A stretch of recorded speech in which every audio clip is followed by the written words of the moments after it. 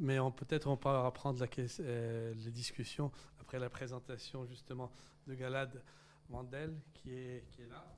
et qui est architecte, chercheur et éditeur, qui travaille beaucoup entre Paris et Zurich, puisqu'il fait sa thèse à l'école polytechnique de Zurich, et en même temps, il est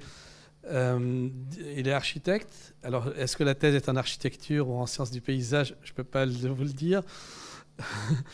Et il va parler justement, dans la suite de ce qui a été présenté, des questions des collines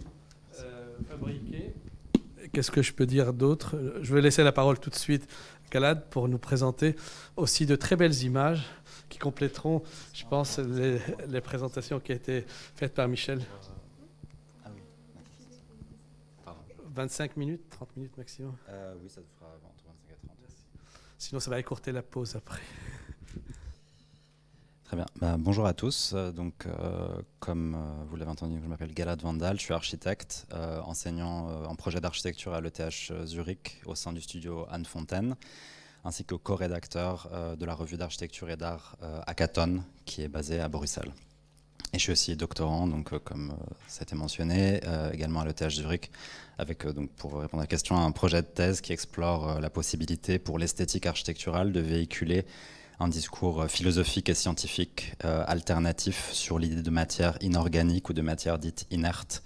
qui pourrait au contraire être représentée en architecture comme quelque chose d'actif, au même titre que l'humain. Donc une recherche sur la capacité de l'architecture à prendre part à un discours intellectuel et transversal de requalification d'une certaine manière des sphères non humaines. Mais aujourd'hui, je vais vraiment parcourir plusieurs projets de recherche un peu plus anciens,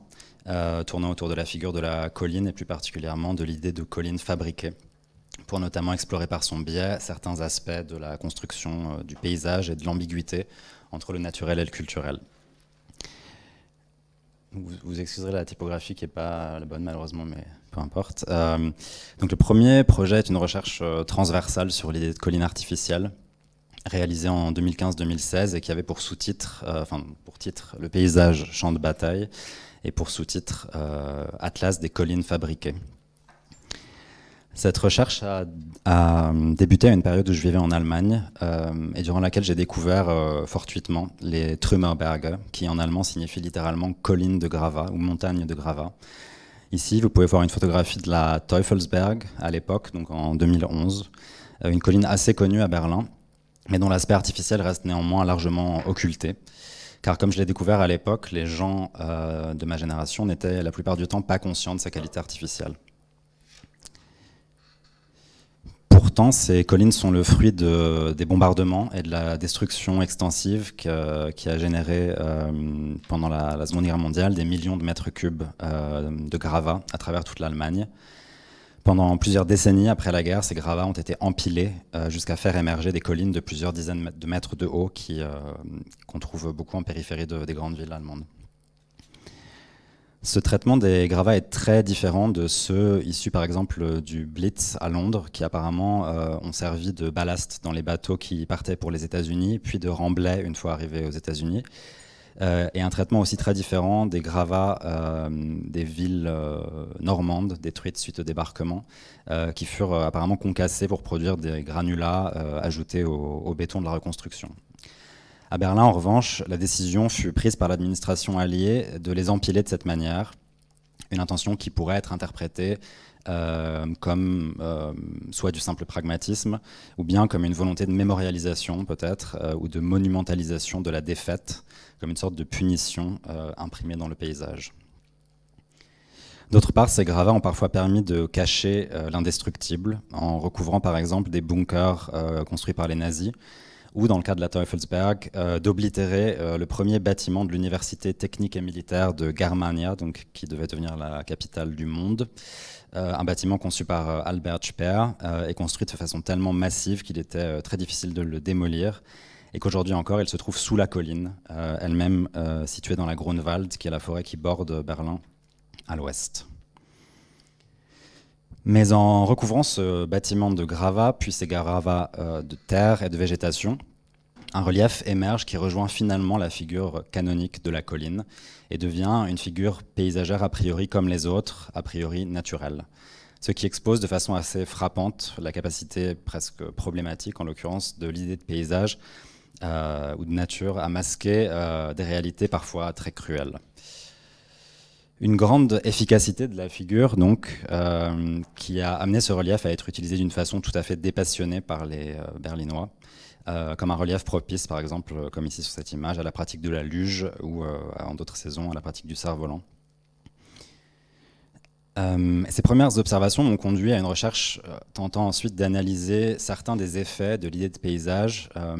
par le biais de ces figures et de ces représentations, et ce, en empruntant librement aux méthodes iconologiques d'Abi Warburg, donc l'historien de l'art allemand du début du XXe siècle, qui tenta d'interpréter les images non pas comme de simples formes, mais comme des objets ou même des outils culturels.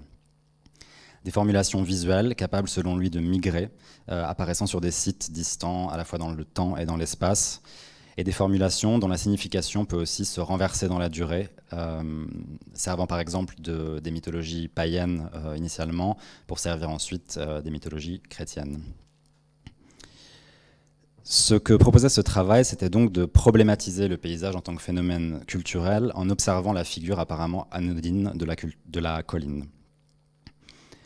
Cette recherche a donné lieu à la compilation d'un atlas de collines permettant d'esquisser des constats transversaux sur l'assujettissement de la nature par le biais des figures paysagères. Je me suis basé de façon non linéaire sur des objets tant antiques que contemporains, en travaillant par analogie,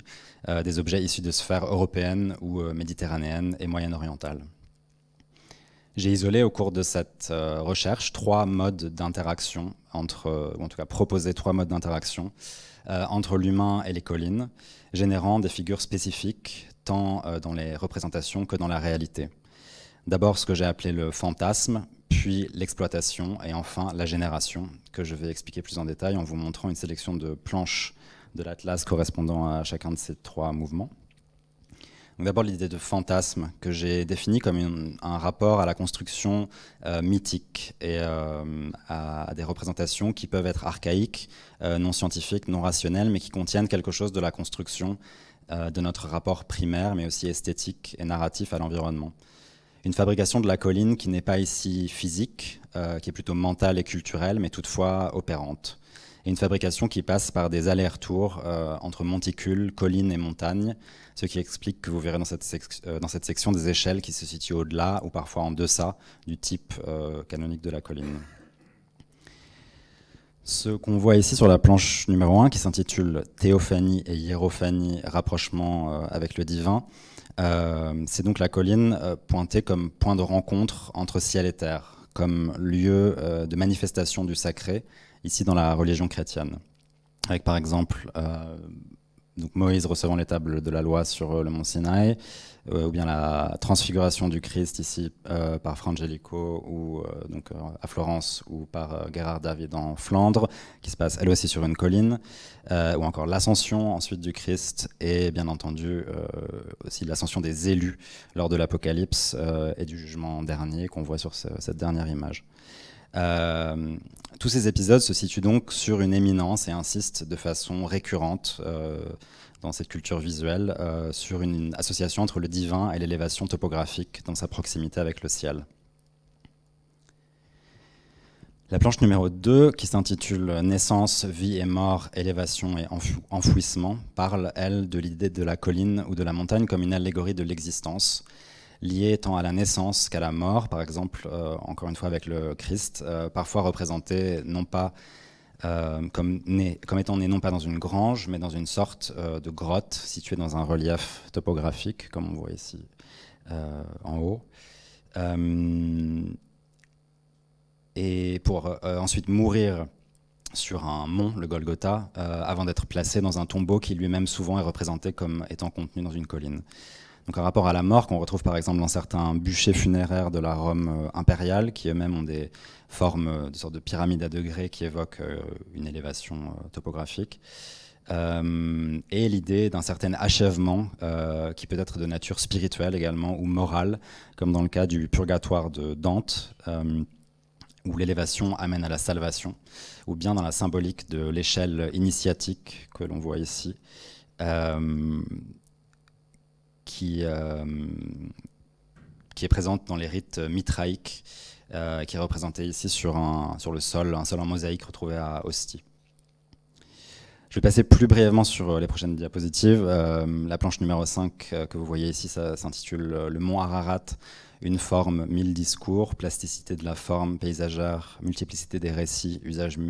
mystique, politique et identitaire ». Donc ça, c'était une tradition warburgienne de faire des textes, des titres très longs que j'ai, je me suis inspiré, comme vous pourrez le constater, pour essayer de refléter la complexité, disons, de toutes ces figures. Donc ici, ça parle, comme je disais, du mont Ararat, qui montre à la fois les usages mythologiques qu'on retrouve en Mésopotamie, ou bien dans la tradition chrétienne, mais aussi les usages politiques et tous ces récits qui peuvent exister successivement ou concomitamment pour différentes cultures ou nations. Donc, comme je disais, dans le cas de la mythologie, mais aussi par exemple un usage qui a été fait du monde dans une sorte d'affrontement politico-culturel entre l'Arménie et la Turquie. Ensuite, la planche numéro 8 qui s'intitule « Le Vésuve, menace, phobie et attrait, contradiction, valeurs conflictuelles attribuées à l'éminence », qui montre comment, ici dans le cas du Vésuve,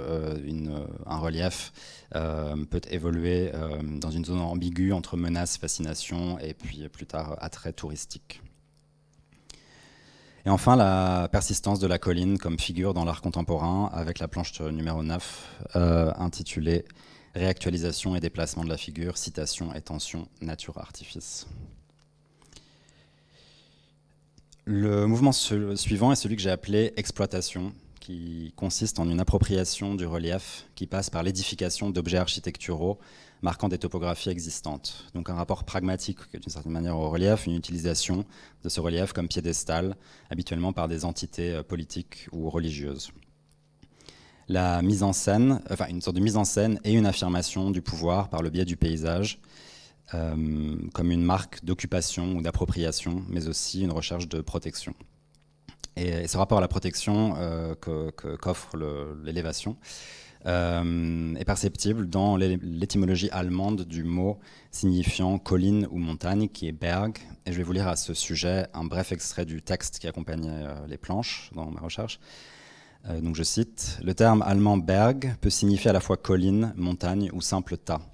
Berg est dérivé du terme proto-germanique bergaz, qui signifie colline, montagne, mais aussi refuge, et dont est également issu Burg, qui signifie en allemand forteresse. La racine indo-européenne initiale renvoie quant à elle au fait de s'élever, à la hauteur, la grande stature, la colline ou la montagne, mais signifie aussi défendre, préserver, protéger, prendre soin d'eux, d'où le verbe allemand bergen, qui signifie sauver, secourir, mais aussi cacher, abriter, contenir. La planche numéro 10 s'intitule « Mise en scène de la puissance, religion, pouvoir, construction du sentiment national » et parle donc de cette sorte de spectacle de la puissance, un spectacle sans nécessaire obligation fonctionnelle d'ailleurs, comme dans le cas par exemple du Castel del Monte que vous voyez ici, un château fort du XIIIe siècle construit à Andria dans les Pouilles par Frédéric II de Hohenstaufen, qui était le souverain du Saint-Empire romain germanique à l'époque, et qui ne fut jamais utilisé comme édifice défensif, puisque sa position n'était pas stratégique et son plan était inadapté. Et pourtant, il est là, sur sa colline, à dominer littéralement le paysage. On peut ajouter à ce regroupement le Sacré-Cœur, un symbole discutable quand on sait que sa construction visait à endiguer ce que ses commanditaires appelaient une déchéance morale et spirituelle de la France, et qui exploitait, ou exploite toujours, la butte Montmartre pour faire rayonner son influence salvatrice sur toute la capitale. La célèbre Acropole d'Athènes rentre elle aussi, par exemple, dans cette catégorie de l'exploitation, en devenant même un motif récurrent de couple relief-temple qui est répliqué à l'infini à travers l'Europe, comme montre cette planche numéro 12 qui s'intitule « La diffusion par l'image, condensation et redéploiement de la figure » et qui essaye de montrer donc le modèle initial et toutes les représentations, gravures, tableaux qui, à partir du XVIIIe, influencent disons, la construction de toutes sortes d'acropoles à travers l'Europe dans différents environnements et contextes. Et pour finir, la planche 12, qui s'intitule Plasticité et fluctuation contextuelle de la figure, la colline habitée entre défense et domination, qui montre notamment les hill forts anglais de l'âge du fer, qui proposent des sortes d'augmentations topographiques. Donc on les voit par exemple ici assez bien sur ces différentes images, dans la colonne de gauche, qui proposent donc des augmentations topographiques défensives, constitué de levées de terre sur des reliefs existants, qui brouillent donc d'une certaine manière la limite entre topographie, paysage et architecture défensive, et ont laissé ces objets équivoques qui émaillent encore aujourd'hui les campagnes anglaises.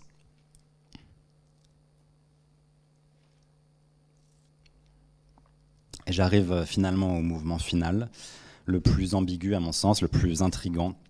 aussi, et peut-être le plus proche du propos de ce colloque sur les terres urbaines, que j'avais appelé génération, et que j'ai défini comme une fabrication physique d'objets en forme de colline, des objets qui rejoignent une définition donnée du monticule par l'anthropologue anglais Tim Ingold dans son ouvrage Making, et je le cite: « Apparemment plus artificiel qu'une montagne, mais plus naturel qu'un monument, le monticule semble se tenir à mi-chemin entre les deux. Le monticule diffère de la montagne du fait de son échelle plus humaine et de sa formation, qui doit sans aucun doute plus au travail des êtres humains et des autres créatures vivantes que la montagne. Pourtant, comme la montagne, sa forme est en émergence permanente par l'interaction des formes et des matériaux. » On voit ici l'idée de génération en lien avec des pratiques funéraires européennes ou moyen-orientales qui créent donc des bâtiments en forme de colline, des mausolées, donc, comme par exemple ici une reconstitution du mausolée d'Auguste à Rome, mais aussi des tumuli et autres toloi mycéniens. Une génération qui se retrouve également dans des exemples plus éloignés qui m'ont été suggérés par Antoine Grimbach, comme ici la nécropole d'Areungwan en Corée du Sud, qui abritait des tombes royales, ou bien aux États-Unis avec des tumuli précolombiens, comme celui de Grave Creek en Virginie, qui contiennent des restes humains multiples de façon stratifiée.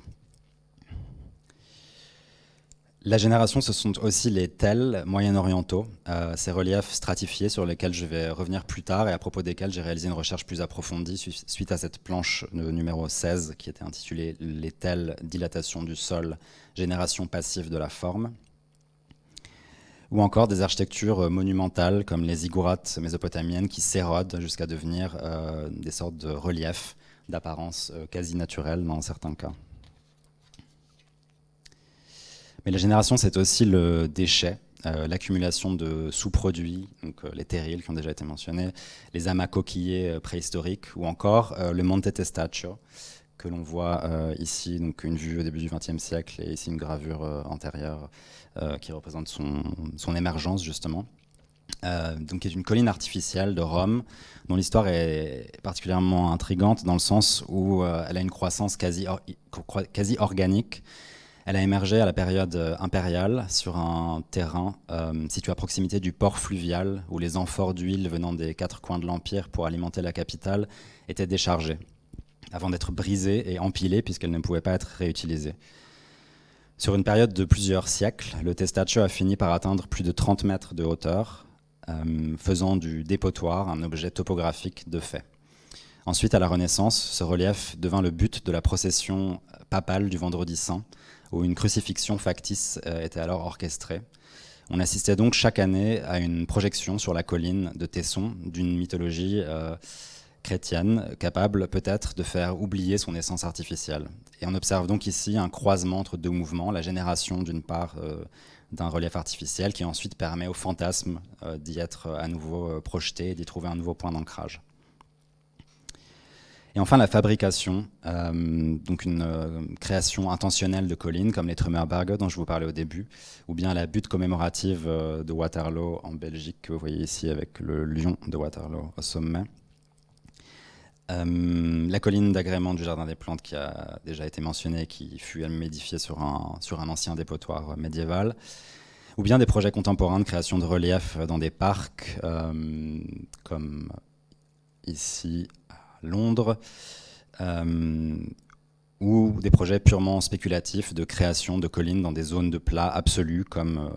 des sortes de rêves de comment faire émerger une montagne aux Pays-Bas ou en plein centre de Berlin. Donc, je vais maintenant vous parler d'un projet de recherche portant spécifiquement sur les tels, qui a pris la forme d'un article et d'un essai photographique réalisé en 2017 en Israël,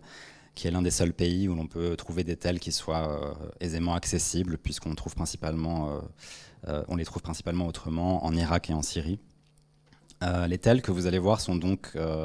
situés dans ce pays. Il s'agit de tel Megiddo et de tel Bet Shean. Cette recherche a exploré certaines facettes de ces figures qui peuvent être qualifiées de figures paysagères transgressives, puisqu'elles sont des collines et dans le même temps n'en sont pas, ce qui met donc en tension toutes sortes de catégories. En 1867, l'archéologue britannique Austen Henry Lyot décrit dans Nineveh and its Remains, A Narrative of an Expedition to Assyria, le paysage qu'il surplombe du haut de la citadelle de Tel Afer, alors en ruine, en ces termes, et je le cite, « Depuis les murailles, j'avais une vue dégagée sur une vaste plaine qui s'étirait vers l'ouest en direction de l'Euphrate et se perdait au loin dans la brume. Les ruines d'anciens villages et d'anciennes villes s'y élevaient de tous côtés, et comme le soleil se couchait, je comptais plus de 100 monticules jetant leurs longues ombres obscures à travers la plaine. Il s'agissait de vestiges de la prospère civilisation assyrienne. Il y avait des siècles que cette région de Mésopotamie n'était plus peuplée, pas même une tente de bédouins en vue, tout était stérile, déserté. Les tels sont donc des sites archéologiques, parfois presque décevants en comparaison avec les vestiges majestueux de pierre laissés par exemple par les Égyptiens.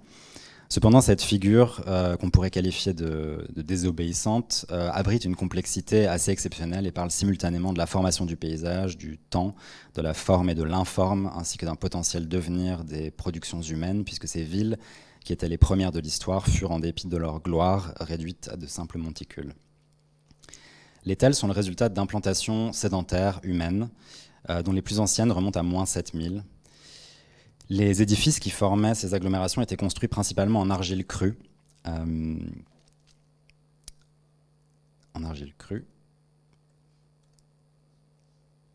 Et voilà, ces villes donc, pouvaient être durables, mais elles demandaient un entretien constant et étaient très sensibles à l'érosion, aux précipitations, à l'eau des crues, par exemple du Tigre et de l'Euphrate en Mésopotamie, ainsi qu'aux tremblements de terre. De même, si le fleuve qui amenait l'eau indispensable à la ville venait à changer de cours, comme cela arrivait souvent, la ville ne pouvait qu'être abandonnée. Enfin, si la guerre issue de l'expansion d'un des royaumes mésopotamiens s'abattait sur une ville, elle était alors le plus souvent pillée, incendiée ou rasée, et les maisons s'effondraient en préservant ce qu'elles contenaient. Après les destructions, ces sites étaient toutefois la plupart du temps réoccupés. Les ruines d'argile étaient simplement tassées, nivelées, avant qu'une nouvelle ville ne soit construite dans le même matériau et sur le même site. En se répétant, ce schéma provoquait une élévation graduelle du sol, jusqu'à atteindre parfois des dizaines de niveaux d'occupation et des dizaines de mètres au-dessus de la plaine, laissant émerger une masse complexe faite de fondations, de remblais, d'artefacts et même de restes humains. Et simultanément, cet objet paysager, construit, devenait indiscernable d'une colline naturelle dans certains cas. Ce qui a d'ailleurs amené l'auteur Ernest Breton à évoquer en 1833 la citadelle d'Alep dans son ouvrage Monument de tous les peuples, en indiquant qu'elle se trouve sur une montagne, sans réaliser, semble-t-il, que cette montagne n'est autre qu'une pile de citadelles. On constate donc ici que la figure de la colline est un objet, un objet dit naturel, glisse jusqu'à se retrouver assigné à un objet culturel, donc dit artificiel, ce qui pointe une possibilité de devenir colline ou de devenir nature, ce qui met alors en crise la dissociation binaire entre nature et culture, entre organique et artificiel. Sur cette planche qui accompagnait l'essai, j'ai tracé des parallèles entre différentes échelles et modes de mise en forme d'une matière commune qui est l'argile, autrement dit la terre. Une terre se prêtant à l'impression à des échelles multiples, en tant que tablette recevant des cunéiformes, comme vous le voyez ici. Des tablettes qui souvent étaient laissées crues et qui pouvaient être réhydratées pour en réutiliser la matière et recevoir une nouvelle signification, ou bien utilisées même en construction pour devenir alors partie intégrante de la ville et donc puis des tels. Mais l'argile, c'est aussi les frises imprimées par les sceaux cylindres mésopotamiens,